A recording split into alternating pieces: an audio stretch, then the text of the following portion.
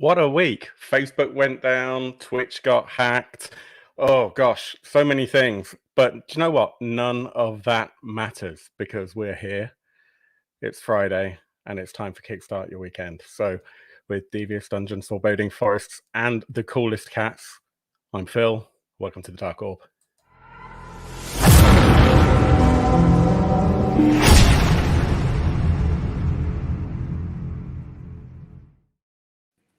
How's it going, Rockstars? With me today, I've got Stoo Goff. Stu, thank you for joining me. Neil from Paladin Roleplaying and the effervescent Doug from Victory Condition Gaming. All right, I'll take it. Effervescent. Whatever, I guess. I've been called worse. You're my fizziest favourite person, Mr. Doug. Guys, thank you for joining me. Happy Friday. Thanks for having me. I have my rum and lemonade here. Oh. It's been a long week. Unfortunately for Doug, it's mid-afternoon, so I guess you're not drinking yet. I had enough drinks at Origins. There's proof of that out there, so I'm not going to. I'm going to cut back for a little while, I think. At least until the weekend. Yeah, probably. Oh gosh, how's the week been, everyone? Yeah, good. Fairly relaxed, I think. Really? I'm kind of after the weekend, which was the launch of the Aegean Kickstarter. I was quite panicky over the weekend, but this week it's kind of been positive. It's all been sort of smooth sailing. I'm getting a lot of people interested, so it's good. So we should do that. Do a little bit of introduction there. So Stu is the author creator of Aegean RPG.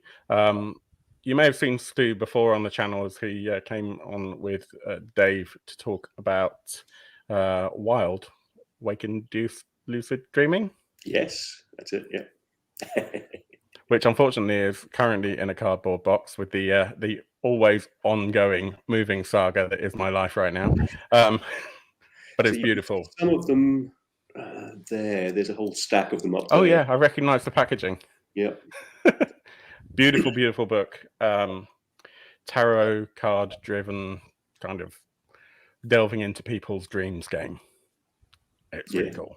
Yeah, that was really cool. Last year. That was written by my mate Dave Chapman, who's done loads of other stuff, Doctor Who and all sorts. I wouldn't even try and remember all the things that he's written or written for. So Doctor Who, that's all that matters. Doctor Who was one of the big ones. And Wild. And Wild, of course. Yeah. But you had a hand in that. Stu, you also wrote, gosh, I've forgotten the name of it now, even though it was there until last week. The Gaslight Club. Your name is inside the cover.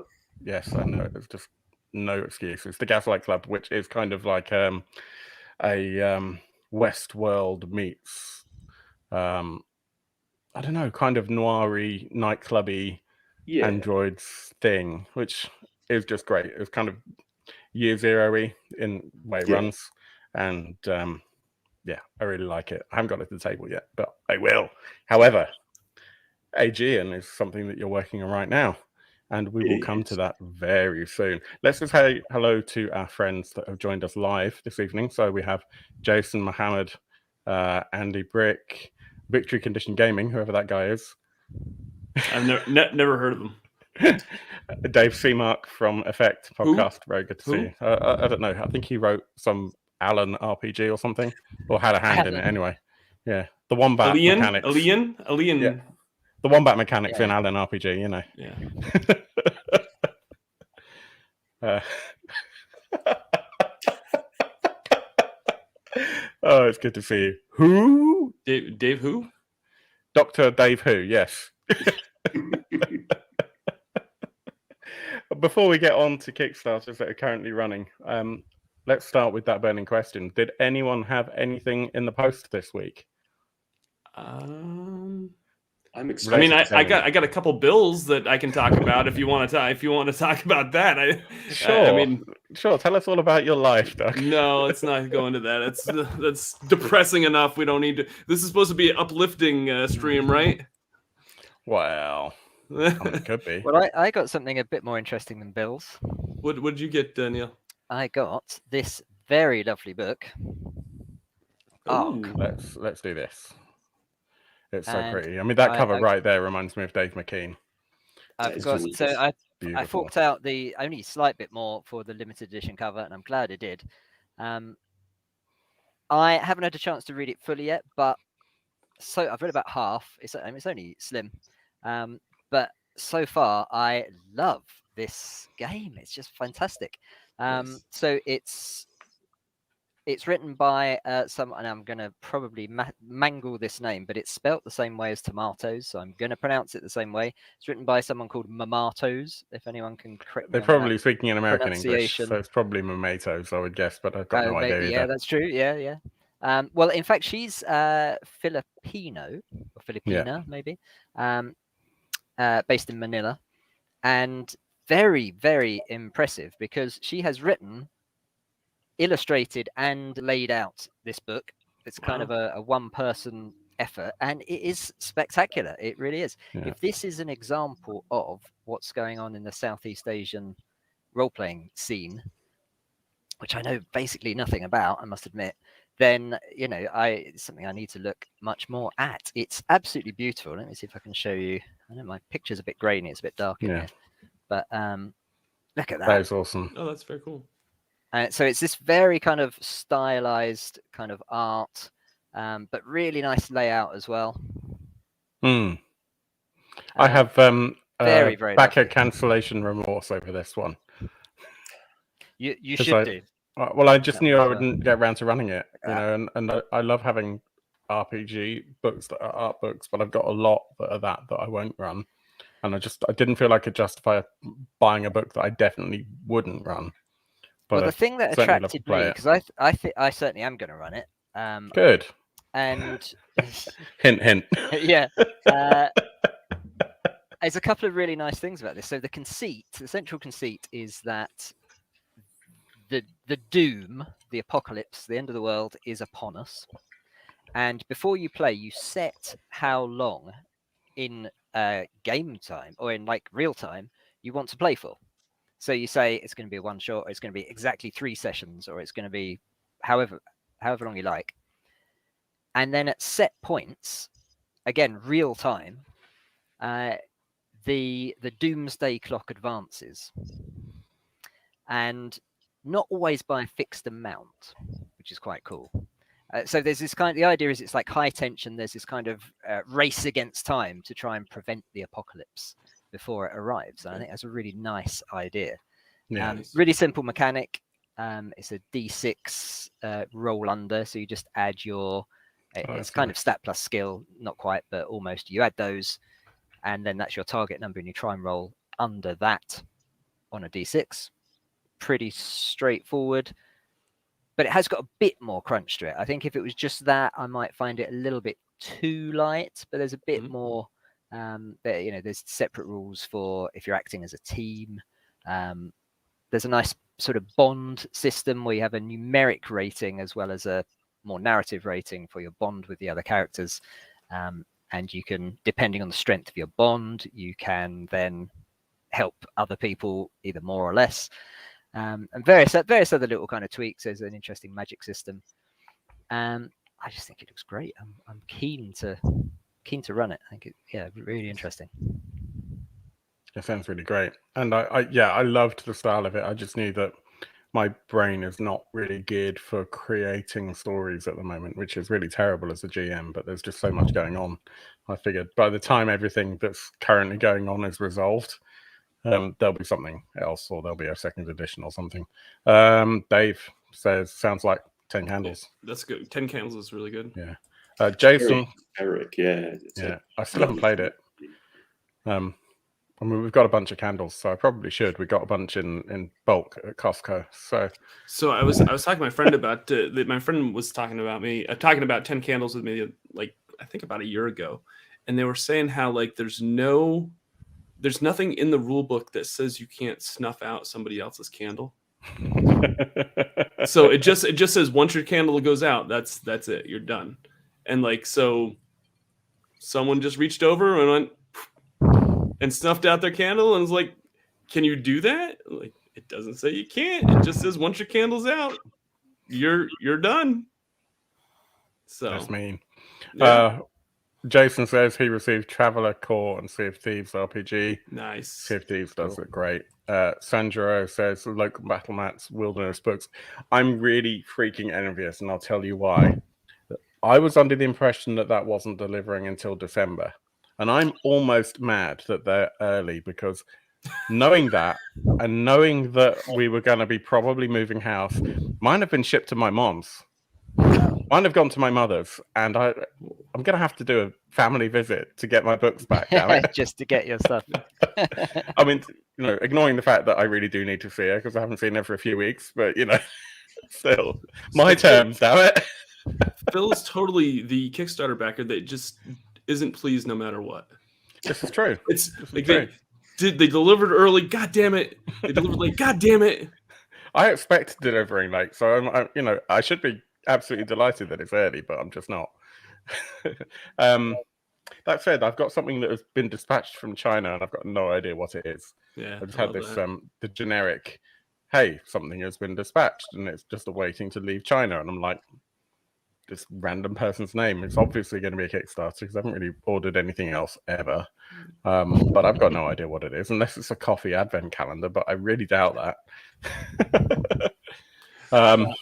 There was one thing that I got in the last week that it wasn't in the mail though. Does it count? Can I talk about it?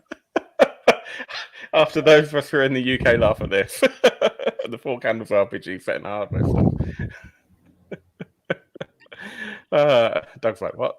I don't. Yeah, it's lost on me. But there's a joke about a guy going into it's a sketch from old television of someone going into a hardware store and saying 4 candles, and the whole conceit is that he doesn't want 4 candles, he wants fork handles, like handles for forks. And then the whole joke basically is just play on words. The whole thing. I'll send it to you, and you'll go. Yeah. It's a classic. Exactly. Doug, yeah, go for it. Unless it's about your bills. No, it's not about bills, but I got the PDFs for the One Ring second edition. Did anybody back that on this? Yeah, I got that. Yeah. I put in for $1 and I haven't upped the pledge for the same reason. It's too late now. I love the look of it. I think there's like a day left. No, it's done. Oh well, it's done. They already hit print on it. Oh well. I'm fine with that. I haven't really looked at the PDFs yet, but the artwork just looks gorgeous. I won't play it. I won't run it. You won't run it? No. I'm not a big Tolkien fan, so I don't really know the world. So I feel like it's one of those games I'll probably run in person, but I probably won't ever put it on the show because I'll probably just get picked apart for not knowing the Tolkien lore, and that's fine. I mean, I know that there's some fans out there, and I do the same thing with Star. I'm a big Star Wars fan, but yeah. There are other people who are better suited to run public games in that world. And to be honest with you, I am running personal games, but even personal games really become public games at some point at this moment. Yeah. Because it's the easiest way to do it, right? You know, you get yourself familiar and then do something on the stream or record something and put it on the stream, with the exception of Cult, which we're now 3 episodes in on, and we went straight in on that effectively cold turkey, and that's going great. So that will be up on the Dark Orb in the last week of October. Nice. So that'll be fun. Yeah. And so good. I mean, you know, I feel really cocky saying that because yes, I am the one running it, but the cast have just made this so much fun. And it's all about the cast, to be honest with you. You know, I'm just there to point them in clearly the wrong direction because you know how it goes. No matter what you say, they're going to do something else. But yeah, it's super great. We've chopped it into 1-hour segments, and we're just going to do them over a week. So, yeah. Nice. What else? Do we want to very quickly talk about Origins? We can. Yeah, let's do it. How was it? And then we can devote a good chunk of time to Aegean. Yeah, so I just got back from Origins. What day was that? Monday evening. So that's an RPG con in the US? It's a board game. It's put on by Gamma. Gamma is like this big retailer and publisher, and it's basically this big organization to help retailers and publishers here in the US. I think that they do some help over in Europe as well, but it's mostly just for the US, I think. and they do Gamma Expo in the spring, and then they do, which is just like an industry event, and then they do this Origins convention here in the States. It's in Columbus, Ohio. It's usually the second biggest event, like after Origins. It's still, I mean after Gen Con. Gen Con's pretty much the big industry convention here in the States that pulls in, usually, pre-COVID it was like 60 to 70,000 people. And whereas Origins is more like, pre-COVID it was like 20,000 people. Yeah. So it was it's definitely a smaller convention, as far as, especially this year it was pared back. It was about a third of what it was normally, but it was a great convention. There's a lot of, like, if you want to play games and want to experience new games, like, Origins is the place to be. Like, it's so laid back. Like, you can just go play games with your friends, play games with people you don't know. There's always people looking for games. I'd say that it's less on the selling side. Jason. Oh, thank you, Jason. That's super nice. I'm trying to do more of that. We got a few more conventions coming up, so I'll be doing some more vlogging here over the next month or so. But yeah, it was a really nice event. We got to so here's one little story. I got to Origins on Tuesday, or I got to Columbus on Tuesday.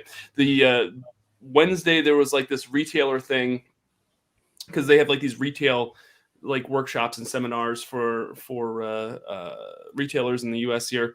And then like Thursday it was like this other day for retailers, and then Friday, Saturday, Sunday is the actual convention where everybody gets together, and there's a vendor hall and people game.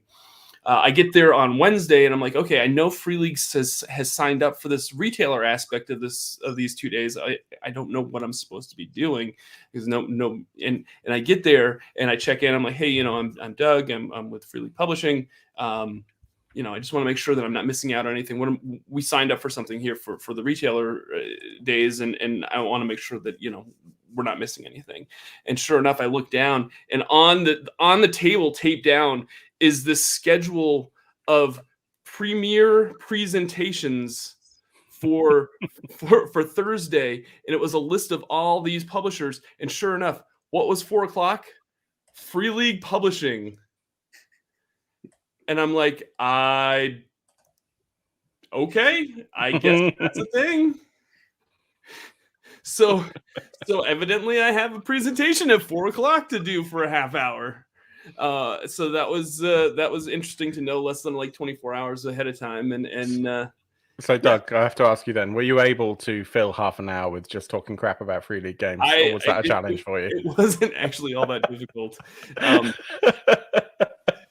I say crap. I mean, I say that with absolute love.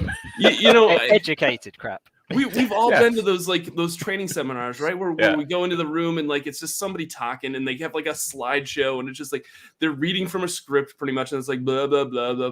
And I'm not saying that all the retailers, I don't know, I didn't see all the retailer presentations, but like, it's because you walked in and they were going blah blah blah. Right. I hate those presentations as somebody that just like, I just can't stand those. So of course I'm going to this event because it's COVID, and I'm thinking, okay, well, there's probably not a whole lot of retailers that are going to be at this thing.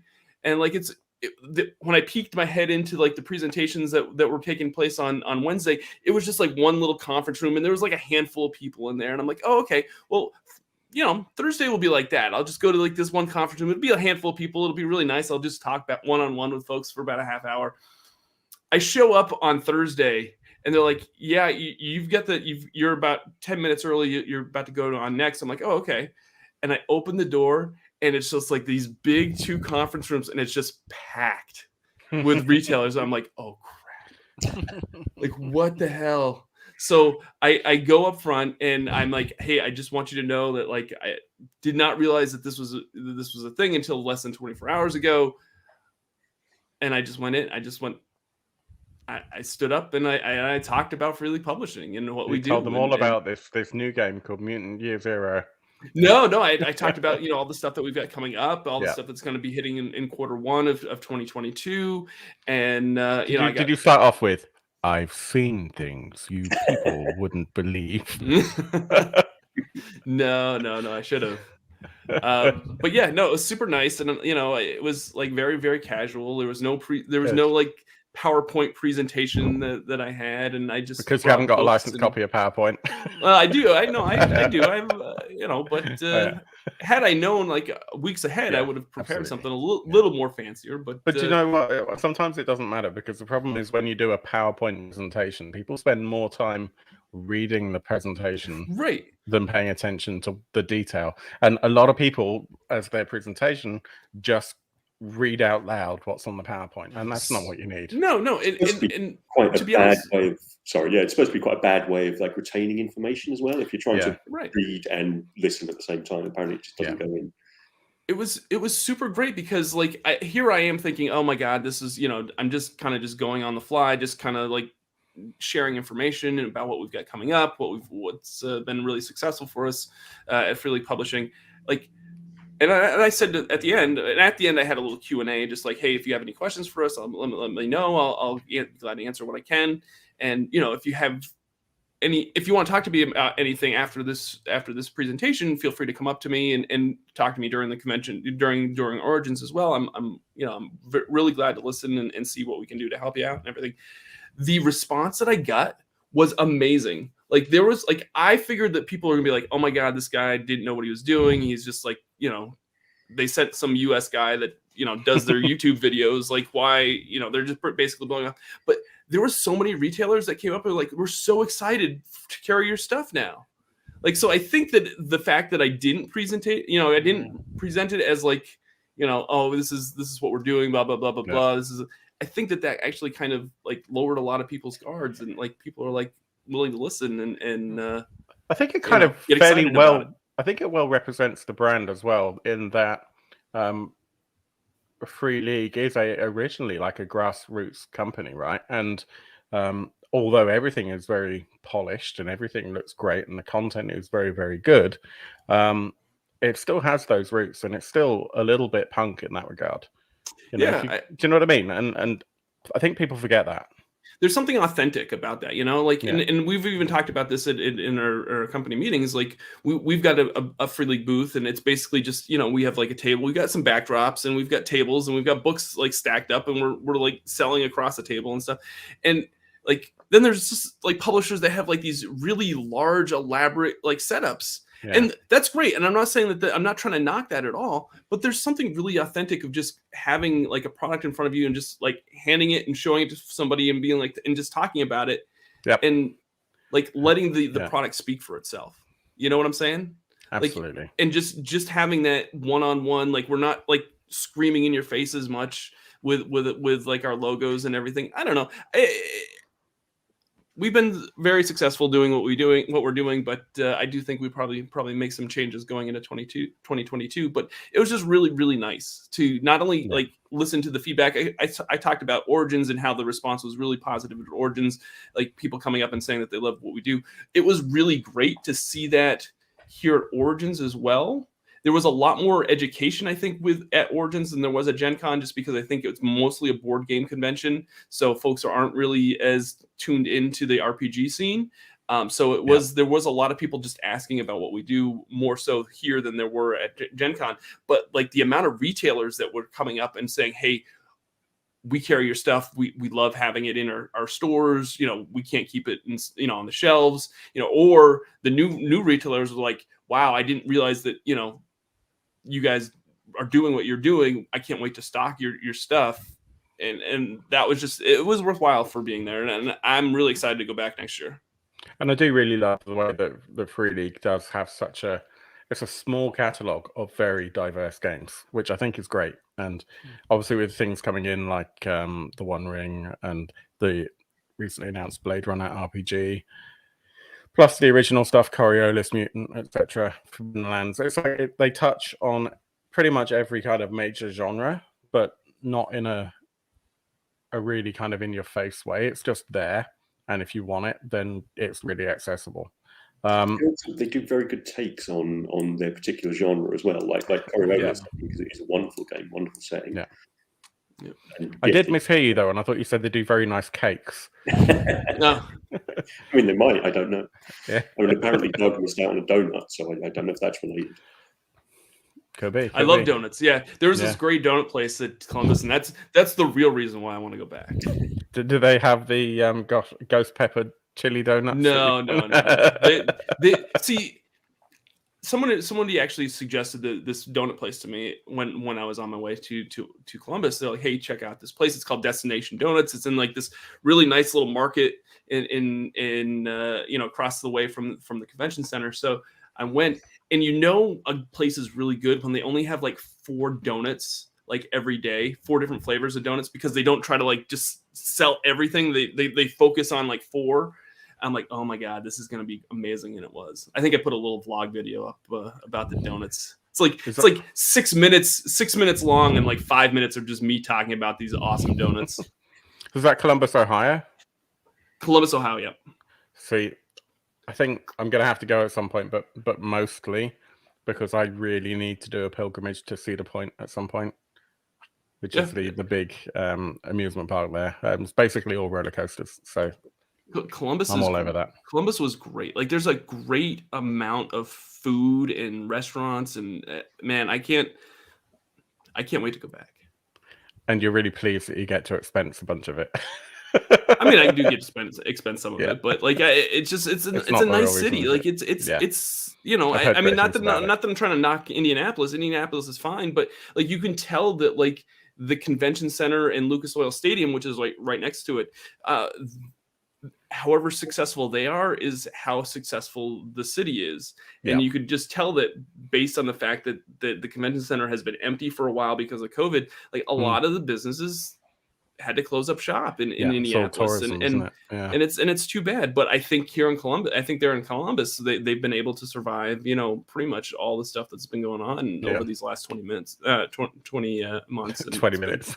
20 minutes. Yeah, probably that too. But you never know. They've managed to survive since you got home. But it's been probably. Touch and go. Hopefully. Let's just dig into the comments very quickly. Going back to what do people receive? Dave says in the post this week I got 2,000 dog poo bags. Wow, great. I mean, we all get to be excited about something. Yeah, I know, right? Let's see what else we got here. When is Mechatron being reprinted? So Jason, that is a question that I have been asking Thomas for probably a month now, almost on the regular. On my shelf, so it is. It's one of those things where we're probably going to be doing a print run here probably pretty soon. I don't quote me on that, but as far as I know, there is demand out there, and I've been showing Thomas the secondary prices for copies of Mechatron, and he's like, I'm going to sell all mine and make loads of money. So here's the thing, like the funny thing about the whole Free League like Alien thing is that we sold more copies of Coriolis and Forbidden Lands over Gen Con and Origins than I've ever seen. Like, there's something about having a big IP like Aliens that has like this ripple effect for your other your older titles. Alien, and they're like, "Damn, that was fun." Right, and so like Coriolis, we can't like both shows. We've sold out of Coriolis. Like it's been crazy because folks would be like, and so I think that they're realizing that now that we've had kind of this. I don't want to say this, but it has been successful. I guess you can say it's successful. This successful Alien launch and line that people are starting to discover our older titles, and so I think having some of these older titles back in print is very valuable. So yes, I think Jason, I've been talking with Thomas a little bit about that. I think Alien was just a great book to drag people in, like people who hadn't role played before, like get them into the hobby, just because it's a lovely looking book. You've got a game, and then you sort of expand out from that. So I think it brought a lot of people in. It's good. Yeah, good stuff. And just imagine how much more that will be once the One Ring and Blade Runner are both out, because those both Blade have Runner, huge I just cannot wait influence. Absolutely. So Doug dropped the bombshell that he's known about Blade Runner for quite a few months, and has managed to keep it quiet. Yeah, I've known about it since February of 2020. Like, so I've been like sitting on it for a while now. and been I've kind of been tough. so excited for that announcement. And of course, knowing that all your friends are huge Blade Runner fans, that must have been pretty difficult, actually. Yeah, it was tough, but I'm glad that it's out there. I'm really excited about it. Like the whole Joe LaFavi is gonna write it, and I'm a big fan of Joe. Joe's a super nice guy, and I think it's gonna be another success. I think I think folks are really gonna dig it, and I as much as I was hesitant about Alien once we announced that we were going to do Alien, I'm like, I don't know how we're going to be able to make this work. I think I think folks are going to be pleased with Blade Runner. So, talking about awesome games being written by really nice and fantastic people that are presented in a very not in your face way, but have great mechanics and great storytelling. Let's talk about Aegean. Oh, look at that number. It's gone up since I last looked. That's good. It's gone up by like 25 quid, but it's all good. It's all good. It's gone up. So yeah, what is Aegean? So first of all, as I said, we are blessed to have with us Mr. Stoo Goff, who's the author of Aegean, and this is not the first iteration of Aegean, right? It's been in development for a while. Yeah, 2 or 3 years now. So I think it was about 2019. I think I released the quick start rules, which typically I don't have any sitting around. I say quick start; it's 100 pages, and about 30 pages is a 3 or 4 part adventure. So it's quite involved. Doesn't have character generation, but is otherwise pretty much the full rule set as it stood at the time. Yeah. Does that have pre-gens then? So if someone wants to pick it up, they can basically, after 100 pages of reading or 70 pages of reading, they can pick it up and play. Yeah, and there are 5 pre-gen characters on the website. Awesome. That's I need to add that website as well. So it's just AegeanRPG.com, is it not? It is, yeah. Yeah. So I'll add that into the banners while Stu is talking. Tell us about Aegean. Tell us about the game. Right, so it's a D10 dice pool system. My influences as a designer have been like early Vampire and Mage. Forged in the Dark is a bit of an influence as well. I quite like it as a system. Genesis or Star Wars RPG, even with the funky dice, I quite like that. Plus, of course, there's a Year Zero engine. So Tales from the Loop, especially, was probably my favorite of the Year Zero kind of style. So that sort of all kind of coalesced into a D10 dice pool system with stats and skills and talents. It's fairly common kind of setup. It's got some very specific mechanics for the setting. So it's Greek myth based. So there's a lot of rules for divination, dealing with the gods, favor and disfavor. Hubris is probably one of the most important, almost differentiating mechanics. It's a thing that you don't want to get more of because bad things happen. And what's not in the quick start rules, what's the big thing that I want to do, or I'm doing for the Kickstarter, is city management as well. So it's not just you're a wandering band of whatever. You have a home, you have a city, and you're not necessarily in charge of it, but you can get involved in the politics. Some of that is on a player level, but some of it is very much on a character level. So there are roles that you can take on, like you want to be the general, or you want to deal with arts and culture or trade. Then your characters can kind of get themselves elected to office to deal with those things. So what is the setting? Give us sort of give us the 2-minute spiel that you'd give someone who's just joined the table. Okay, so it's ancient Greece and Greek mythology as well. So it's a bit of both. It's like the time of myth. So the gods they're not necessarily walking the land, but they're involved. They're definitely interested in what's going on, and they are sometimes having kids as well. So you can play a demigod. It's also a bit of Greek history as well. So it's more it's a mishmash of Greek history. So it's the 500 to 600 BC kind of period, kind of gelled in with the sort of 2000 to 1000 BC kind of the Homeric period, the Iliad, and the sort of the formation of myths, kind of all squished together, which is tricky. And that's probably the thing that ties me in knots the most, is trying to meld these two bits together. So Greek heroes. I can imagine that's quite a challenge. And in terms of the what we have in terms of the structure of the book itself, so if we, I guess the thing to do is let's have a look at the actual campaign. So the actual campaign itself, there are quite a lot of words. There's illustration in the updates, so I think it's it's important to be aware of that. But knowing Stoo's projects, that's not an issue. So while we're here, first up, the Kickstart rules, the PDF is currently free during the campaign. So if you want a copy, want to try it out, it's there. You can get it on drive-through. Yeah, that's really important to point out. And I have downloaded a copy of it. It's somewhere. I'll try and dig it out in a second. When we talk about the setting, you just heard that, so we don't need to read that. I quite like this. So yeah, let's talk about that system. Okay, so D10 dice pool, count the successes. 8+ is a success. The more successes, the better. Everyone's familiar with that, right? That's a fairly common RPG kind of concept. 10s give you bonuses. You can either take an extra success, you can give a success to someone else who's doing the same thing, so you're kind of assisting or pointing them in the right direction.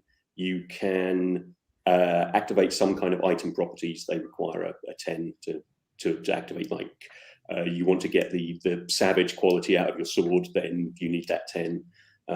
They can also be stored for later in the form of resolve, which means you can kind of bank successes early on and keep them. But if by the end of the session you still have resolve, well, the gods kind of frown on that because you've squandered their gifts, so you start gaining hubris for it. Risk is kind of hit points, but it's also not. It's kind of a level of danger you're in. It's more like a sort of stress mechanic, really.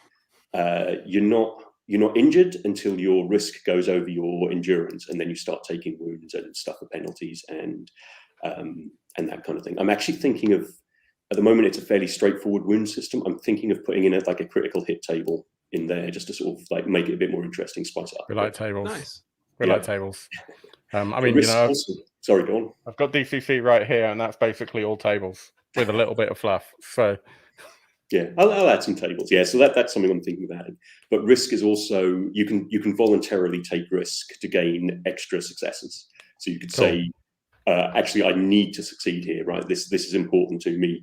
I don't have any resolve. I've got no other recourse. I'll just gain some risk. That's the kind of thing that I can see you might have taken from Fortune in the Dark, for example. Which Neil and I have a labour of not quite love with that system, in that every time we've tried to play it, we haven't quite got it right, maybe, or it just didn't quite gel. But I think we need to give it another go at some point, basically. Yeah, we do, I think. Yeah.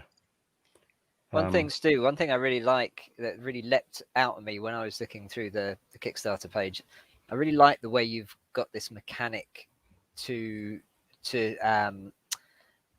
deals with your influence, or not influence, but your interactions with the gods, and kind of making the gods real. I thought that was so clever, because in so many games, there's gods in a lot of role-playing games, but they just kind of sit in the background, and even if they have quite detailed descriptions in the book, they don't actually really come into the game, except in the lore, but not in the mechanic.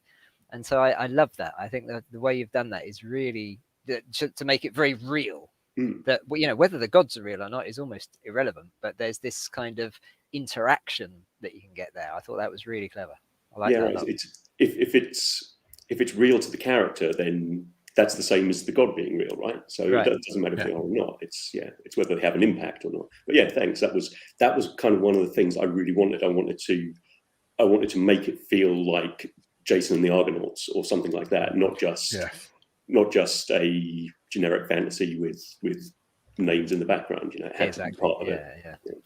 And likewise, the hubris mechanic is quite interesting, where I'm just going to read this straight off the campaign page. It's a measure of the character's contempt or disdain for the gods and their place in society. Characters gain hubris by acting in ways which displease the gods, challenge the gods, or by acting above their station. And I really like that for a couple of reasons. One is because it actually, like Neil said, pulls a lot more flavor in and makes the gods tangible. But actually, it also empowers the GM a lot as well. So if you really need to, you can use that to delicately push players in the direction you need to, without it being a railroading thing, which I think is actually something as a tool that is very useful. Yeah, I like that a lot. So I think there's one other thing with hubris, which I don't think I put on the campaign page, but the Fix it. Go fix it. We'll give you 5 minutes. Okay. It's yeah. So all of the characters, all of the PCs have hubris. The GM gets tokens based on like the total number of hubris in the group, and they can spend them in the same way that players can spend resolve, so they can gain successes for NPCs, that kind of thing, activate sort of extra abilities and things like that. So you want to keep your hubris low because it's going to work against you in the end. So it's kind of a little bit like Darkness Points then in that regard. Yeah. Coriolis. I like a lot. We have a couple of mock-ups now of how the book looks. I really like this layout, super clean. I remember some of the layout from Wild and in the same kind of vein of actually just being really accessible and easy to read, and I like that a lot. Yeah, that's Simon Clark. He's doing the design for that. That's really nice. Let's talk about the different editions, the physical and the digital editions. So there's 4 versions. Digital, PDF, I presume, print on demand, hardback. Oh, sorry, print on demand hardback, a standard hardback, and a deluxe hardback. Yes, this is kind of I went with the same approach with Wild basically, and that worked for that. So I'm just following on. You know, if it works, it works. Absolutely. Although this time the digital edition, right from the beginning, will include PDF. As you'd expect, but EPUB and Moby versions as well. Cool. Nice. Yeah, we saw that with the Herbalist Primer as well. They did that, EPUB, Moby. And it's just it's a nice touch because not everyone is necessarily wanting to read that on, for example, an iPad or an Android tablet. They might want to put it on a Kindle or one of the other many electronic readers. And PDFs just suck on a Kindle. They really do. Just so much. Cool. So that's the digital print on demand. I mean, anyone who watches this show knows how much I despise print on demand, but it very much serves a purpose. So don't get me wrong. You know, certainly if you're needing to cut shipping costs, or if you're just not sure if you're going to necessarily want it printed, it's a good way to go. Yeah. It also means I don't have to have so much stock. Yeah, that's true as well. Yeah, it's very helpful. They're full. They're getting pretty full. No, I don't empathise at all. You know, bearing in mind that about half of my RPG collection is currently in storage, and this is the consequences. It's all you've got left. Yeah, and this isn't everything. I've still got some upstairs. Yeah, and then we've got the actual printed products. Mixam for the standard. Mixam did great stuff. Yeah. Black and white interior, full color matte cover, and a red ribbon bookmark. Wow, that's quick shipping as well, quick delivery. And then inky little fingers. Have I made a mistake there? No, actually, I think that's fine. Once the PDF is created, it shouldn't take them. It hasn't taken long in the past. Yeah, I mean, you know, this is an expectation. Things can slip. Yeah. It's certainly right now we're expecting that. But whatever you do, don't deliver it before I've moved house. I will try not to. Because I'll have to go and visit my mum. I love my mum. And she's in Norwich, and, you know, Norwich is a wonderful city. So, you know, I'm just talking shit, basically.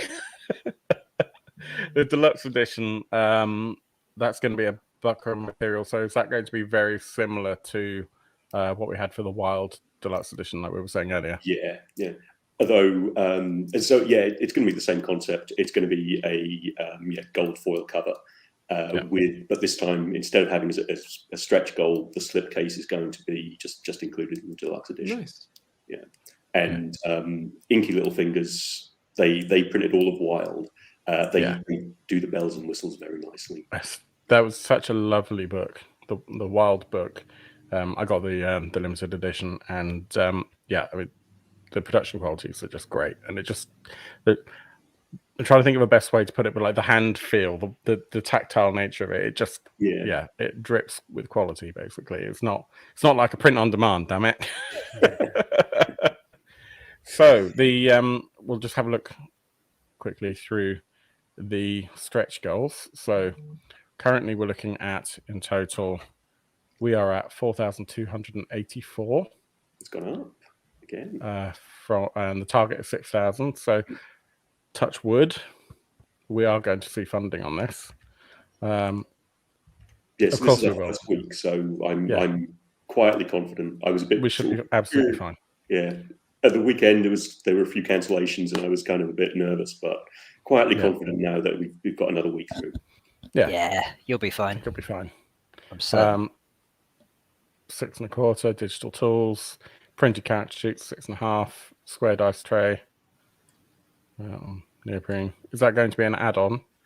Yes. Yeah. Yeah. I should probably put that in there. Yeah. But it will be. 20,000 word toolkit for the Aegean campaign. I hope that's not all the same word, because that would be really annoying. It just says Hades Underworld over and over.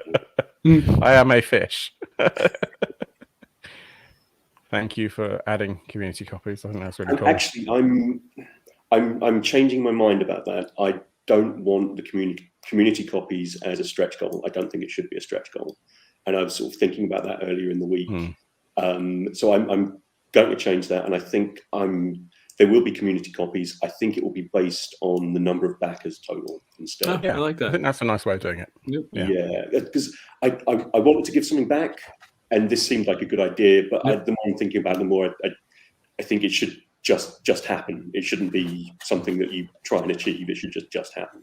So I'll be readjusting the stretch goals over the weekend, and I'll put something else into place. Yeah, cool. I think that's great. I think community copies are important, especially now.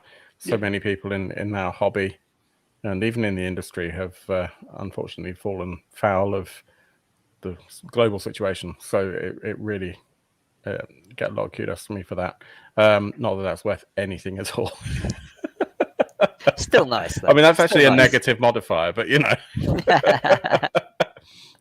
Kudos, so, -6. Bearing in mind the negative modifier that I've just given, if you're enjoying this show, please hit the like button and the subscribe button and all that so that I can level back up, please. Then we've got digital map, campaign book around Mythic Hero Quests, 20,000 words. All of them are I Am a Fish. Written by Andy Raff, who wrote the Profound Decisions Empire LARP. And 8,250, even more campaign books, a printed map. Maybe an all rolled up, maybe something else, maybe some tokens. So basically what we need to enforce here is that the more we do, the more work Stu has to push out. So let's just all have a good look at this campaign, and please do give it some love. Let's have a look finally at the pledge levels. I think that's a good idea. So for £1, you can support the project. £10 is a digital hardship pledge. Then we have at 20 the digital, 25 is the print on demand, which is £5 more than the digital, and of course gives you the opportunity to go, hey, I really wish I'd bought this when it was as a hardback, but I didn't, so I'll just have to get the print on demand instead. Yes, or if actually there's budgeting issues, the POD version is only £5 more, just because you will have to pay for printing. Yeah. I think it's a good way to defer some outgoing costs if things are tight. Yeah. But honestly, personally, if there's any chance that you might want a physical copy, and if you can afford the shipping, because it also obviously depends on where you live, then going for the Mixum or Inky Little Fingers products will possibly be of a more enjoyable quality over a long period of time. Let's put it that way. Then we got the print for £40 and the deluxe for £60. Not the cheapest, but as I said, the quality of those books with the buckram finish is just wonderful. And I'd show you my copy of Wild, but it's in a box over there. By over there, I mean like 10 miles away. But Stu seems to have some for some reason. There we are. I do actually have a copy of Wild quite close. So that's the Wild Deluxe version. It's all red on the inside. We have the gold ribbon on a page with no artwork, of course. So I mean that's that's the interior. It's all black and white, but yeah, very very nice. Can you show the covers? Yeah, there we go. That's it's just so pretty. That's nice. Yeah, nice. So yeah, that's the kind of thing I'm going for with Aegean as well. So the deluxe version will be similar. Only it's a bigger book. It'll. I mean, I haven't finished the writing yet, but I think it's going to come in at around 300 pages. So it's quite a size. It's proper RPG size. Yeah. While Stu is pulled up here, can I just make no go back. Pull Stu back up. Hang on. Can I just say that I want to hang out with Stu because it looks like Stu is living his best life. If you look in the background there, he's got what electric minis guitars. Painting, he's got minis painting, and he's got guitars. weightlifting, and so like that's like a total man cave. Like if you lived next door to my house, Stu, I would be like, can I come over and hang out with you like every day? Yeah. We'll do some weights. We'll jam. We'll lift some weights. We'll paint some minis. Like, Stu, kudos to you for living your best life, my friend. Thank you. And for having a room that large. Right? we only bought the place this year, and it was kind of a deciding factor was having a big room where I can just fill with everything. Amazing. Yeah. It's amazing. Like I'm envious, my friend. Yeah. Thank you. Seconded. Although I did a little bit beforehand, but never mind. No, then we'd have nothing to be envious of. So as he was pulled up, I'm trying not to be so obvious. I'm like, what's he got back? Oh, he's got like all these electric guitars. That's so cool. He's lifting weights. He's painting minis. Like Stu's like ultimate man. Stu is like, yeah, ever been called that before? Thank you. I mean, you're also in Scotland, which like puts your man points up by about 100. Whereas Neil's just got 10 million dice. On the other side of that wall. No, I should just put them behind me, shouldn't I? All you need is a green screen with a photo of your 10 million dice. Yes. Then they are just around the corner, so I could. It's not actually 10 million.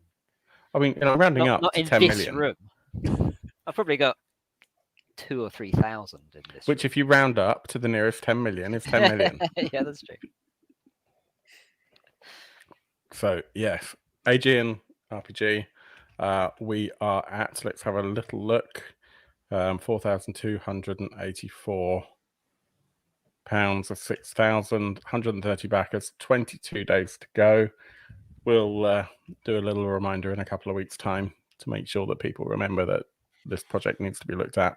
If you're a history buff, if you're an RPG buff that likes, kind of gaudy fantasy stuff, if you like running around wielding swords and stuff, I don't think you can go far wrong with it. So check it out. Cool. It is. Thank you. Thanks for joining. And obviously, you're welcome back anytime. It's coming up to Halloween. We've got a few weeks left. But I thought it would be good to pick a project to look at, which is Halloweeny. Emphasis not on. Did you just weenie. Say Halloweeny? Yes, with the emphasis not on weenie, Doug. To for you Americans out there. Doug, talk to us about Halloween. Don't forget, I'm also drinking the rum, so it's all going to go downhill here. I really like the look of this. I don't know if any of you have had a good chance to look at it yet. So let's explore the project together if you haven't. Doug, it's middle of the afternoon. Are you okay? Yeah, no, I'm good. I'm good. I'm still recuperating from all these conventions. Yeah, I can imagine. It's such a hard knock life, isn't it? Well, I don't have a man cave to like You've got actually, what is that? get Your out dining all room? my energy. Yeah, this was and it's all like trashed, and I gotta pack up some stuff. So to be fair, I'm working. What's this? Let's talk about don't go in there. Don't go in there, Doug. Okay, so first of all, 20 days left on this. £45,000, $61,000 of a $25,000 goal. The prices, I'm going to go straight in actually at the price. $35 for the top. That's not bad. That's for the limited edition, yeah. Yeah, it's only 25 for the standard. For the standard. Well, so straight away, that's really cool. And I hope that it does well. It's the whole game packs into this dice tower. This kind of fun dice tower. It's priced so well that it kind of almost scares me. Who's publishing this? Road to Infamy. So if we have a look and see what they did they've previously, got how this is going to open up in a different window. 8? Yeah, this is... Let's have a look. Whenever I see something like this and it's priced that low, I always kind of take a look at what they've put out previously. Yeah. So they did Canvas, After Nova, Crypt. Wow, 15 and 16,000 backers. Yeah. Should we pick this one? Yeah. So it's going to open another window as well. So let's just do this. So this is what Doug and I like to do sometimes. Is actually go into a deep dive. I like to deep dive on Kickstarter creators. So let's. I remember this Kickstarter. Yeah, this was a really cool. This was like way back when. What was it? What's that other like collectible or like that other like deck building game that has like clear cards in it? I can't remember. I can't think of it off the top of my head. No. But yeah, this looked really cool when I saw this on Kickstarter. So there's a few people saying, "Hey, my package didn't arrive," but that seems to be a shipping issue, not a fulfillment issue. And to be honest, with that many backers, there's gonna be some that don't turn up, aren't there? I mean, it's inevitable. As you were scrolling down, there were a couple there which were your order hasn't been sent because you haven't given us your address yet. Filled out. Yeah, exactly. Gloom. That was the card game you were thinking of. Gloom. Yep. There's Gloom, and I thought that was lovely. Yeah. There's a little bit of misalignment on the print. That's kind of something that should have been picked up maybe in quality control 6 months ago. But I mean, these people seem to be complaining once.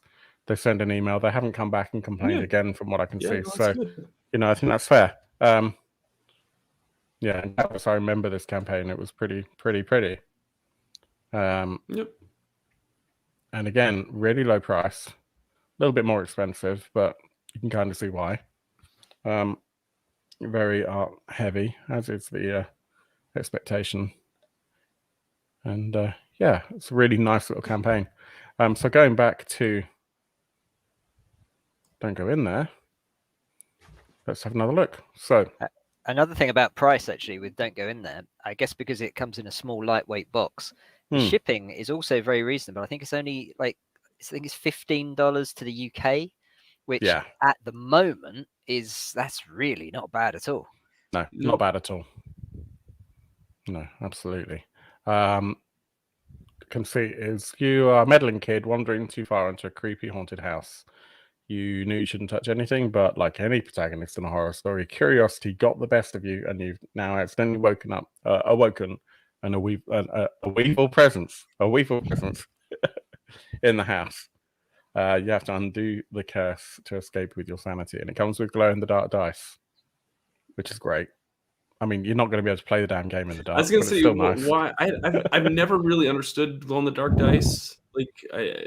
I mean, I guess it's kind of cool, but like you're not going to be able to like really play in the dark, I guess. Yeah, and unless you certainly with RPGs, unless you know your character sheet really well, right? Or you've got a flashlight, You like this? Like I like the engineering of this box. If you keep going down, like I love how everything just kind of fits inside, and it's just great. That's clever. That's it's clever. really great. Cool. I'm just gonna let. There's a that lot of animation engineering go that again. goes. Like people look at that and they're like, "Oh wow, that took someone like a long time to design." At least 10 minutes. No, Would have taken me no, about I don't know, a year. no. I'm That not good with that took sort a of stuff. long time to design, which is Yeah, really exactly. pretty neat. And yeah, so here's the retail edition. You get your dice tower box, the insert, 5 glow in the dark dice, which are down here. 100 cards, 3 room mats, which are this, 20 custom meeples, 28 ghost tokens. How cool are those ghost tokens? I know, Yeah, I right? was just thinking Amazing, the aren't same they? thing. Really cool. Well, I'm a bit confused by the 20 custom meeples because, like, I can see 4. We got 4 there, but probably all the ghost things. Right? But then it says 28 ghost tokens. So, Now, what are those little black? oh, these things. I'm not entirely sure because ghost tokens and me. It doesn't matter. It's still value for money, even if they've got a typo, which they probably haven't. It's probably just the art looks really good. And the art on those cards, it's got that kind of cute, I love it. creepy kind of thing going on. Yeah, Yeah, kind of it. And that's what people say about me too. you are creepy artwork. I got that cute, creepy thing going on. Yeah, you haven't been able to go back to that place since, huh? Well, that's the retail edition for $25. For $35, you get twice as many curse cards, and unlock stretch goals. I don't understand why companies do that. Hmm. Like, why don't you just make a deluxe? Like, if you're gonna make 2 versions of your, I don't know. Just make one version and make it really cool, and just charge a little bit more. Exactly. At least at this price point. Yeah, exactly. Like I get having a low price point, but like, if you're gonna make 2 products, you might as well just make the best products you can. I mean, look. I mean, there's 49 people who, for some reason, just bought the retail version. Right. That doesn't make any. 1,700 that have backed it at the upper tier. So that to me, like, and how many people would have probably just backed it at the higher level, even if it was just the 20? Like, exactly. As someone that deals with Kickstarters a lot and sets them up, like, if I were advising them on that Kickstarter, I would say just get rid of just do the best version of that game. Don't even worry about the. And you can always do a retail version if you really want to and make it lesser. That's fine. But you don't need to do that for the Kickstarter. You just say, hey, this is a Kickstarter exclusive. The retail version won't. You're basically creating more work for yourself. I wouldn't mind betting that 40 or whatever. Yeah, right. $25. Exactly. I wouldn't mind betting that the majority of these people, the 49 backers, probably just didn't click the right one. That could be too. Because I mean, it's for the sake of $10. And who knows how many of those are probably going to upgrade in the pledge manager too. It's like. Then you've ended up with 2 SKUs for no reason. Exactly. Yeah. Keep it simple. That's what I'm going to tell folks. If you want to run a Kickstarter, and Stu can probably and Neil can probably vouch for this. Just keep your Kickstarter simple. Unless your deluxe version is super cool and buckram covered and really, really right. And, I mean, I can see if you want to do a super high end, but when your price point's only like $10 difference, don't. Yeah. Exactly. So now, Stu gets a reprieve. This is just me ranting about Kickstarters. Sorry, board game anyway, isn't it? Because I'm looking at a different cover. Really, that's it. That's the distinguishing. Right. But a board game, you're looking at all sorts of. They've got extra cards in there and all sorts. Yeah, exactly. It's a very different game, I think.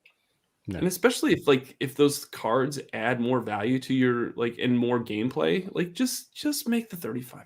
Just feels like you're penalizing people who've chosen the other edition. Yeah. And I'm okay with people being penalized if they, and even then, actually, that's not strictly true.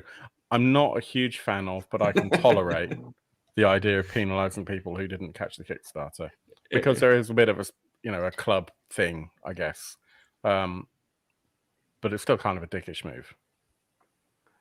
I don't know. I think that people, because of the way Kickstarter works, people are taking a certain risk, aren't they, by backing a Kickstarter?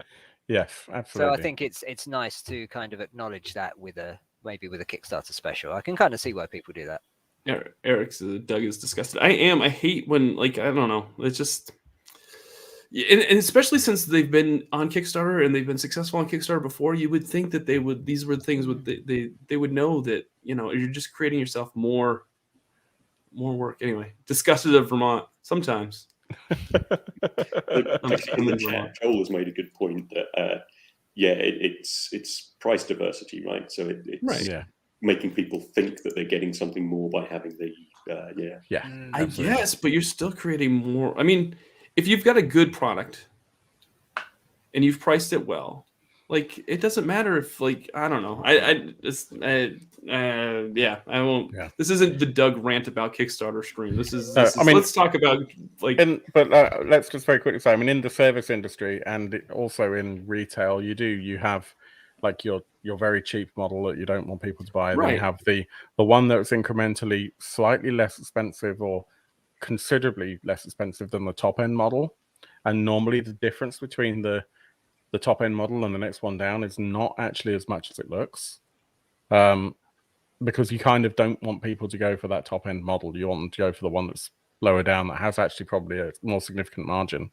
But when you're looking at effectively 2 editions and one of them is just hampered massively, it's kind of not great.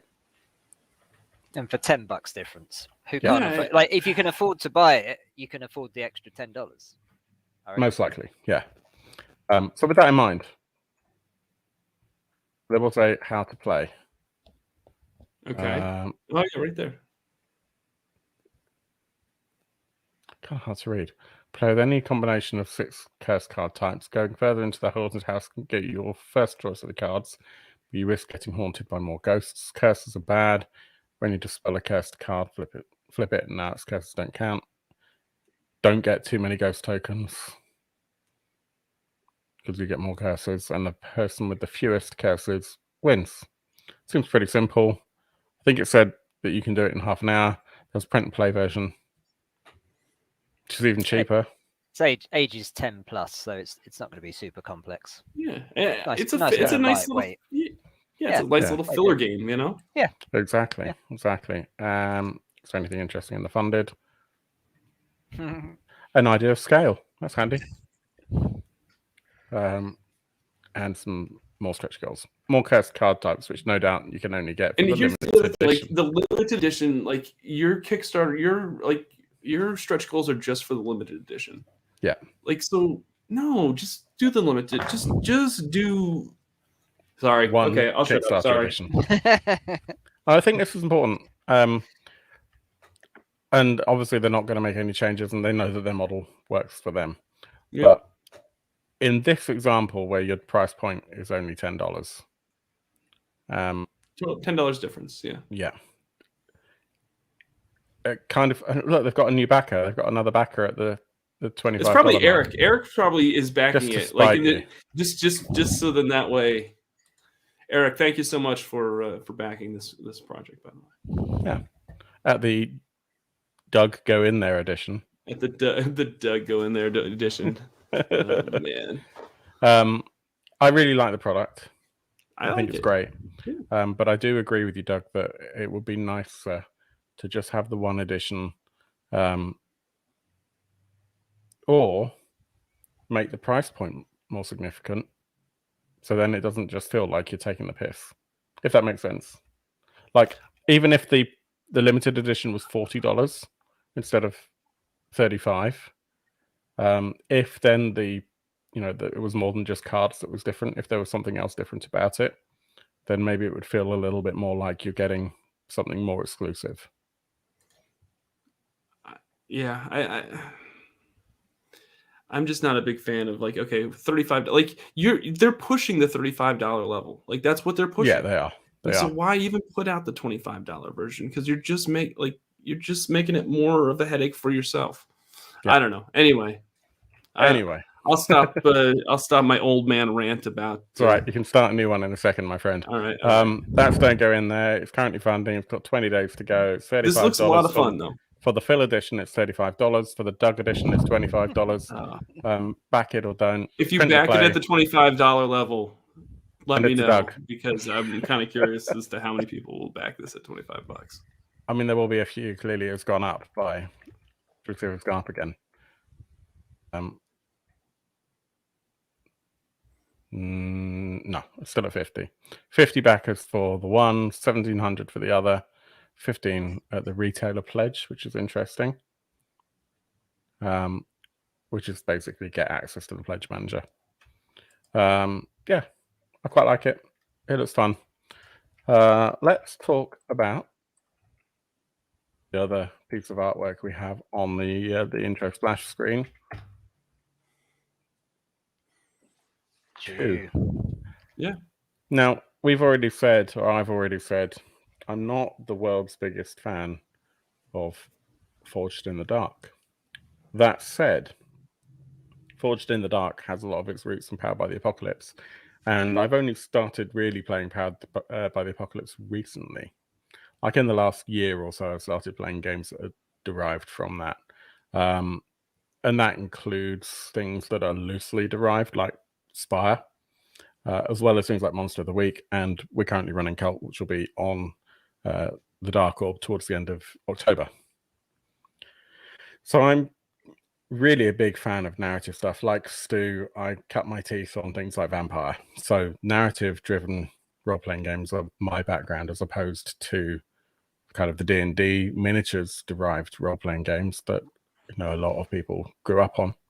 I skipped that, and in fact, I only played D&D in the last 3-4 years, and I'm in my 40s, so that gives you an idea of how much I kind of focused on the narrative stuff.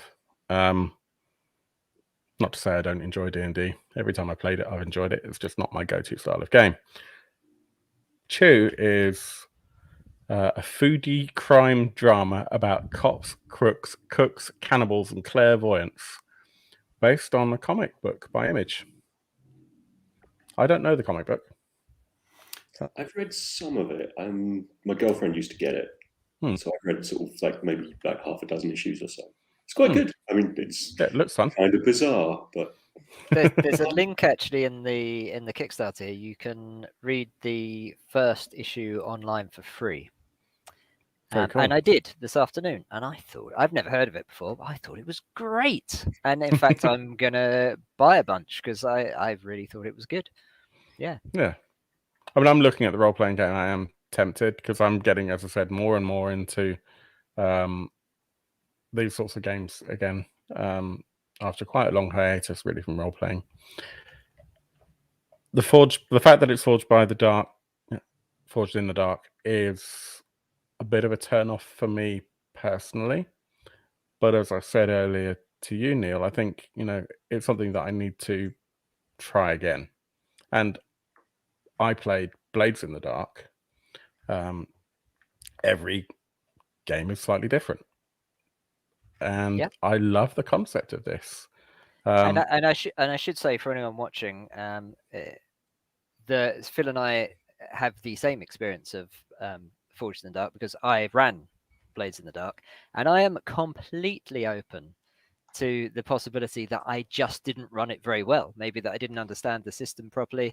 And we had a great time, didn't we? But I think it was hilarious. The system didn't click somehow. It was such a great for us, mini campaign. But the reality is, I had a copy of the book as well, and I couldn't see anything that you were doing that made me go, I don't think hang I was on, this doing is anything wrong. completely wrong. I wonder if maybe I just kind of didn't get the feel of it quite right somehow. I have this feeling, and I've expressed this before, that maybe Forged in the Dark, or maybe Blades in the Dark, to be more accurate, is one of those games that's best learned from someone else who's in like an oral tradition. Someone else who's learned from someone else, and you trace the line back to Mr. Harper, John Harper. And maybe that's the best way. Maybe. Because I think we both went into that without too much digging into actual plays or anything like that. Certainly, I didn't look at actual plays because I didn't want to spoil anything. But I love the setting of Blades in the Dark. Yeah, fantastic. Yeah, and this game equally, I think some of the setting looks amazing. They call it absurd and grim, and I think that's just me all over. That is, I love a grim dark game, but I like a bit of silliness as well. So this ticks both boxes. And I watched the intro video, which I'm not going to play because I've never quite worked out whether or not that's going to be an issue with YouTube or not, because they're sometimes a little bit funky about you using other people's audio. But the concept is kind of, we remember when the avian flu thing happened, at least those of us of a certain age. The idea is that basically they just banned chicken. And so you end up with a crime underworld that's all around chicken, poultry. But I think as a result, basically chicken trafficking and egg dealing and all this sort of stuff is in the background as your kind of underworld crime thing. But if I'm not wrong, there is actually like a legitimate kind of mutation that can occur from like eating chicken, or I don't know exactly. I haven't read the comic. It's just so there are various food-related powers. Yeah. Powers. And two that I love. There's one, torta espadero, means that you can wield tortilla chips as weapons. Yeah. And there's another one that I don't know the name, where you can create animal familiars out of flavored gelatin. It's just so absurd. I just freaking love it. I really, really do. And that's enough to really kind of convince me that I need to put my Blades in the Forged in the Dark fears aside, because I think, a few beers or just everyone being a little bit overtired, getting around a table and just running with it, because it's got enough darkness to it that you could actually make something quite gripping, but there's some absurdity there which keeps the humor level high as well. Exactly. And you can just completely go off the rails. So Pete and Mitch were at Gen Con and Origins, and they were running demos of this and promoting it before it was launched, because it launched I forget, just either right after Gen Con, I think it was when it launched. And I'll tell you the feedback that folks the folks that played it really, really enjoyed it. There was a lot of really good words about it. And of course, Pete and Mitch are great people, and they'll do a great job with this RPG. I think also, isn't there if I'm not mistaken, I think I haven't read the comic, so if you eat certain things, you gain their that thing's memories or something like that. It's that's one of the powers or something. I think that's one of the powers. Yeah. And the first issue of the comic, one of the main characters has that power. So I think he's an investigator, and he investigates things by eating them. Yeah. So I think that's a really kind of a neat take on things, and like I said, I think if you're a fan of the comic book, if you're a fan of Forged in the Dark, I think that this will be a really great product. Imagining Games does good stuff anyway, and like I said, Pete and Mitch are great people, and I think that if you're on the fence with this and you can afford it, I think you might be pleasantly surprised with it. That's a good statement, actually. It's not the cheapest. To probably have a look at those pledge levels. Well, it's one of those where it's an IP game, so they had to pay money to make this game and to use the IP for it. So but then their art production costs are much lower because they don't have to make much of it. Right. I'm sure so it balances off, but I mean, it's not the most expensive. The core book on its own is $39, which is fine. Right. But then it jumps quite considerably. So you get the world book and the role-playing game for $77. Then at $113, you get the role-playing game, the world book, a cork board, the mother clucking bucket of chicken dice.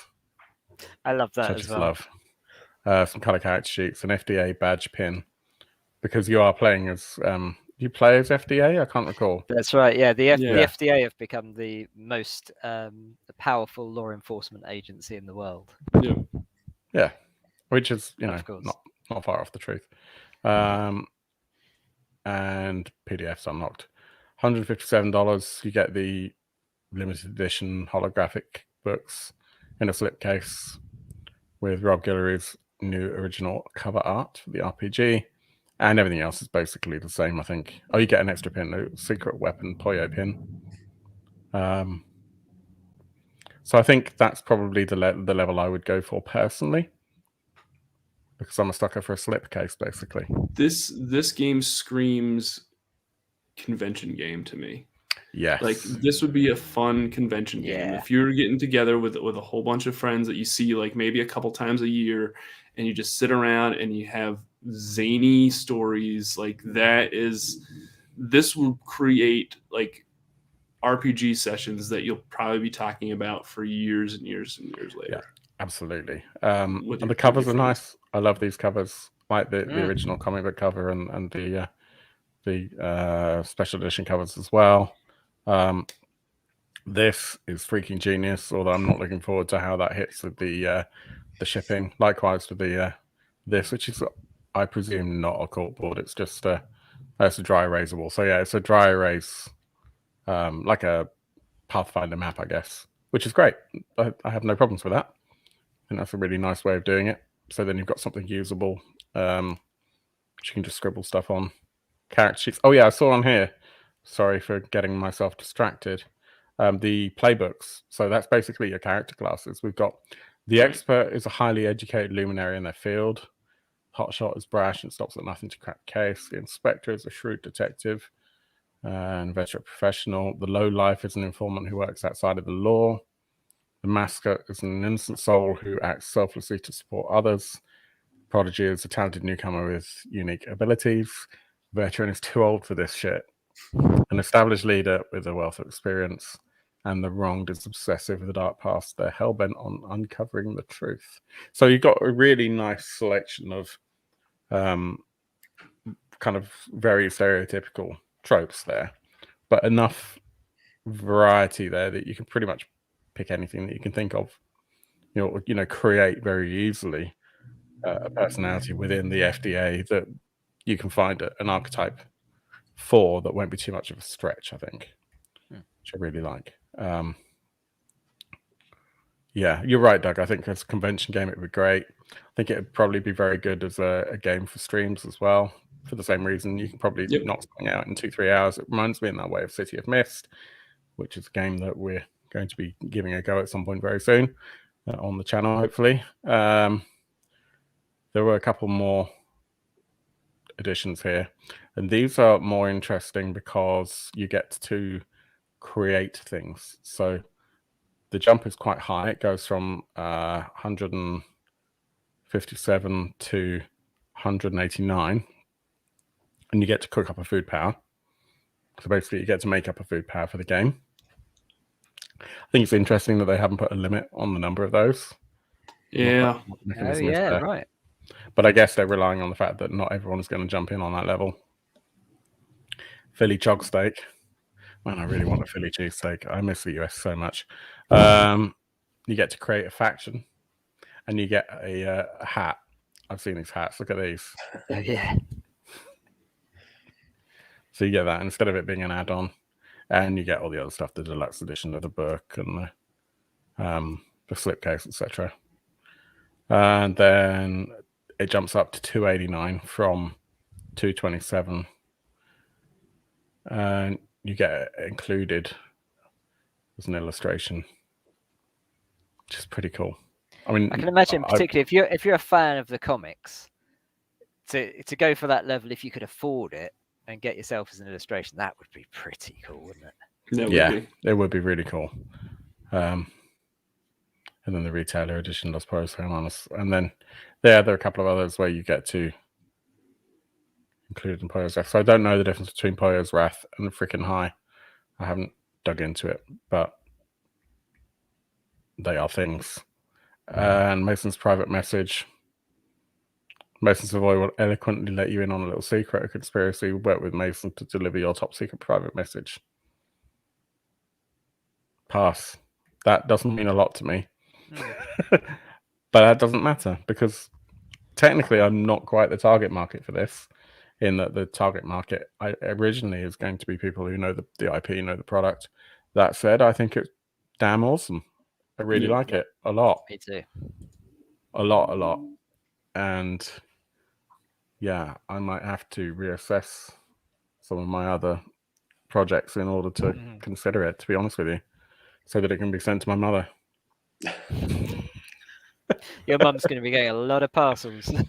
Yeah, she already messaged me and said, I had this delivery, it's really heavy, it's on the dining table. Right, okay, I can't reach the dining table from here, thanks so much. So yeah, Chew. I think it's great. Have a look. Yeah, love that. The links for Aegean RPG for whatever the other one was called. Don't go, Doug, go in there. Doug go in there. Yeah, which is probably what your other half says all the time. Doug, go in there. Don't come back. And Chew, the role-playing game, are in the notes below. Just seen Eric's message on there. So too much going on with that Kickstarter. I was kind of thinking the same. Like there is a lot. There's a lot of different pledge levels there. There's a lot of like different items like on those pledge levels, and that kind of. But hey, whatever. I mean, if they want to make, if they've been able to factor it in, I guess, and maybe some of it's funding some of these items so that they can sell them at conventions and whatnot. Yeah, I don't know. and I think a lot of those items are actually just like artwork and things like that. So it's a case of they're going to have some parts of the project where they've got art that has just not been drawn yet, and they're just going to slot someone in, and they probably already decided where that's going to go. And the hat you can buy for $15 anyway if you really need it. I have one. I think I could do that. Although, do I need to get the hat just for if I run it on the stream? I think you do. I think that's a requirement. Absolutely. I'll consider it. I genuinely will. So there is a conversation. I'm going to let Doug explain who the FDA really are. Oh, the Food and Drug Administration. They're the ones that are in charge of. They supply all the food and they've got all the drugs, right? Right. So the water and power with Tank Girl. There is one crowdfunding campaign that is near and dear to my heart right now, Phil. That only has a couple days left, and let's just bring it up on screen.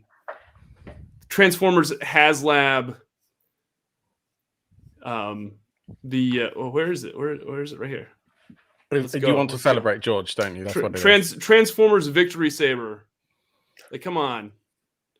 This is something we all need in our lives. Even if we didn't see the original Victory Saber cartoon. It was only released in Japan, awesome. But so this is the first time that we're getting it here in the States for this figure. So go back. It's only $180. £180. Some reason that's coming up in British pounds there. That's interesting. Oh yeah, it is. Yeah, because you at my mother's. No, because I knew I was on a UK stream, so I picked the UK pricing because they asked me. It's where probably the same in dollars, to be honest with you. Yeah, it seems to be what Hasbro does. So look at this babe. This thing is amazing. Like this is, I've always wanted a Star Saber or Victory Saber figure. Come on, look at. I mean that let's just keep it real for a second. £180 for this, or £600 for the chess set that didn't do very well. I'd rather have this. Yep, and then have £400 left to, spend on 2 more of these. One to put leave in the box, and one for display, and one to sell in 10 years' time, right? They have a limit of 5. I backed for 5 of them. Really? Yeah. Really? I can believe it. Because I'll tell you what, this is gonna be one of those figures that in the US here people are gonna be like clamoring for, and it's $180. I bet immediately as soon as it gets shipped out, it's gonna sell for twice that much. Yeah. I mean, you've got we're not going to go into it because we're not a sports stream, but you have a genuine history of trading with things like sports cards and stuff. So if there's one person who I know will know that market, especially in the US. I think in the UK it's a little bit different, only because we don't have the population. But yeah, I can see in the US, absolutely, that would be. I mean, it's got what, almost 18,000 backers. It'll probably hit over 20,000 backers, but still, I mean, how many Transformers fans are there? There's more than 20,000. Like, yeah, no, it's that right there is going to be money once it comes in. Although I'll be honest, I'd be more tempted by, and this is just me as a fanboy with limited space. I genuinely like the Nerf Colonial Marines pulse rifle. Okay. Which is also on HasLab. It is on HasLab, yeah. But I really like that. I personally am excited about getting a Victory Saber. Getting 5 figure. Victory Sabers and basically one of them is going to go up in my collection. I'm going to tell you right now. I'm going to open one and put them up on my shelf, and like I'll probably take them down every few weeks and play with them and make pew pew noises with them. And I think as an Easter egg to the painting stream that you do on Thursday nights on the Victory Condition Gaming Twitch, I think it's fair to say that you're going to unbox 3 of them and dress them up as like the Jonas Brothers or something. No, I probably, because I don't want to lose that much money on them, because those things are going to be, I'm telling you, if you can at least wing 2 of them, you're going to sell one of them and you'll make your money back. Yeah. That's my guess. I'm not going to promise anything, because that's not like, but I'm telling you right now that's a figure that people have been waiting for a while. I don't know the MGX Unicron. Although he's got the unicorn, which is not quite the same. Right. I'm not familiar with that product, actually. Product. MGX Unicron. Let's see if I can find it. Oh, okay. Oh, it is unicorn. It's the Gundam thing. I totally forgot about that. Yeah. We're just so in the Transformers zone that's what we're thinking of. Move over NTFs. We need Transformers to NTFs. Okay, never mind. I'm not going to get started on NTFs, but there's a whole other. We got to wrap up the show at some point. Nah. Let me just see if I can show. Yeah. Oh, that's not rendered properly. Hang on a second. What are you looking? What are you bringing up there, Phil? In theory, I'm bringing up the image for the thing that Jason is building, because it's actually really damn cool. Oh, wow. Yeah, that's cool. That's pretty cool. Yeah, it's really cool. I don't know if this is the exact one. That came up. Those are like those kits, super hard to put together. Like they take a lot of time. Yeah, they do. I always wanted there's a Perfect Zero wing Gundam that's got like feathers and stuff, and it just looks so amazing. Have you seen the videos? This is complete digression, but hey, it's the weekend. The huge kind of life-size robot they've got in Japan at the Gundam Museum. So amazing. Something for everyone to check out. It's fully articulated, and it's on a launch pad like this, and basically like it's life size, so you can actually walk on these gantries. Oh wow. And then there's a show where the damn thing will basically, like, all the lights come on and sound comes on, and it walks forward like about, I don't know, 50 feet or something, and does a whole load of poses and like shoots and stuff, crouches down on the floor and does like a power launch type thing. It's really, really amazing. And okay, it's still like mounted and rigged and everything, but it's amazing how far we've come that we can just, the Japanese Bandai Corporation, just go, screw it, let's just build that because it's awesome. Because why not? I agree with Sanjuro right there. The show is going to be Transforming Weekend. It's not impossible. I mean, Phil, when are we starting our Transformers podcast? I don't know, Doug. When are we starting that Transformers podcast? How are you doing for free time at the moment? I have zero free time. Well, once we find some free time, you and I tell you what, it's going to start with the Victory Condition Gaming and the Dark Orb cross-franchise Transformers RPG actual play. So I'm excited for this RPG. I don't know how. I'm trying not to get my hopes up. Yep. And I still have, actually, I've got the copy of the card game in back there from Renegade. But yeah, I hope it's going to be good, and I hope it's a lot of fun. And you know, I think once it's out, I will probably do an actual play of it because I'm such a huge Transformers nerd. Yeah. So yeah, it needs to happen. It really does. And you can play as Teletran 1. I don't doubt that they'll probably come up with something funny for the GM in that game. Yeah. The Energon Master. Right. Something. they'll call it something. Yeah, I hope so. But yeah, I mean, I guess realistically, it's been an hour and a half. We should probably consider wrapping up. Stu, thank you very much for your time today. It's really cool to hang out with you. Yeah, thanks for having me on. Let's give that product a quick shout out again. So Aegean RPG, it's got 22 days left on it. It's nearly at funding. It's very cool. If you like your Greek mythology, or you really don't like it and you want to make a mess of it, either is fine. Please check it out. Please back it. It's going to be great. Production values are way up there. And Stu's a stand-up guy who's doing a lot for the community. Neil, thank you so much for joining and showing off your copy of Ark. Always a pleasure to have you on the show. Always a pleasure to be here.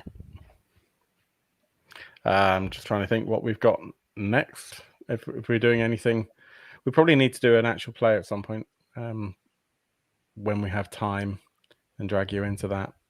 As always, it's the enemy of people who run role-playing stuff as a hobby. You know, it's time. It's a real challenge.